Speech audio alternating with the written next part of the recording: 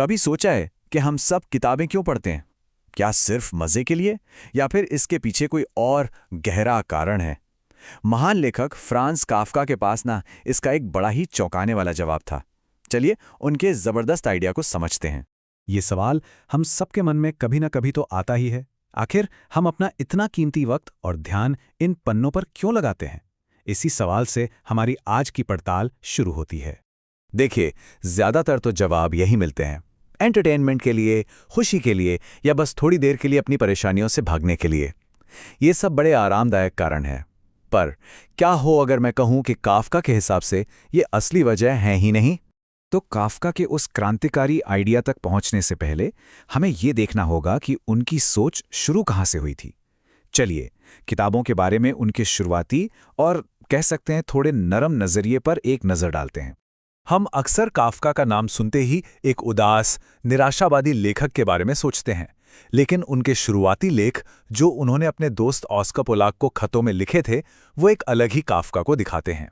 एक ऐसा इंसान जो जिंदगी की बारीकियों को बहुत बहुत गहराई से महसूस करता था।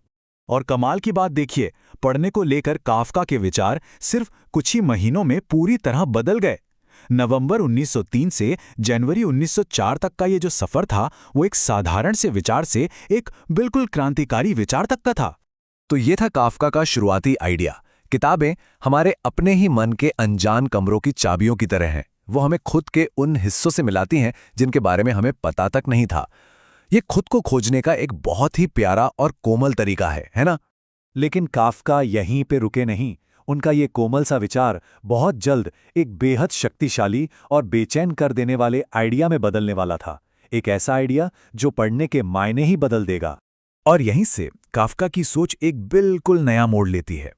वो पूछते हैं, क्या हर किताब का मकसद हमें सुकून देना ही होता है, या फिर कुछ किताबों का असली काम हमें अंदर तक झकझोरना है? यहाँ काफ्का सीधे सीधे चुनौती दे रहे हैं। वो कह रहे हैं कि अगर सिर्फ खुश करने वाली किताबें ही चाहिए तो वैसी किताबें तो हम खुद भी लिख सकते हैं। असली किताबों का काम कुछ और है, कुछ ज्यादा जरूरी। और अब हम आते हैं काफ्का के उस विचार पर जिसने साहित्य की दुनिया को हमेशा के लिए बदल दिया। वो विचार जो एक किताब को सिर्फ मनोरंजन का सामान नहीं बल्कि एक हथियार मानता है। बस इस एक लाइन में काफ्का का पूरा फलसफा छिपा है। किताब कोई चाबी नहीं है जो धीरे से ताला खोले, नहीं, ये एक कुल्हाड़ी है जो हमारे अंदर की जमी हुई सोच, हमारे डर, हमारे पूर्वाग्रहों की मोटी बर्फ को तोड़कर चकनाचूर कर दे। जरा इन शब्दों पर गौर कीजिए। घाव, छुरा, सिर पर वार, ये शब्द आरामदायक बिल्कुल नहीं है।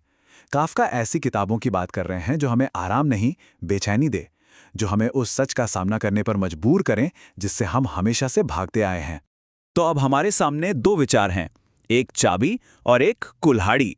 एक जो दरवाजे खोलती है और दूसरी जो दीवारें ही तोड़ देती है। तो इसका हमारे लिए, आज के पाठकों के लिए क्या मतलब है? ये जो फर्क है ये बिल्कुल साफ है। एक तरफ है आराम से खुद को खोजना और दूसरी तरफ है एक हिंसक लेकिन जरूरी जागरण। और काफ्का का मानना था कि हमें दूसरे वाले की सख्त जरूरत है। तो काफ्का का जो फाइनल मैसेज है वो यही है, असली किताबें हमें चैलेंज करती हैं। वो हमारे अंदर की जमी हुई सोच को, हमारी आरामदायक दुनिया को तोड़ती हैं ताकि हम आगे बढ़ सकें और जिंदगी को ज्यादा गहराई से जी सकें। तो अब सवाल ये उठता है कि हमारे अंदर वो कौन सा जमा हुआ समंदर है जिसे तोड़ने की जरूरत है, और कौन सी किताब वो कुल्हाड़ी बनेगी।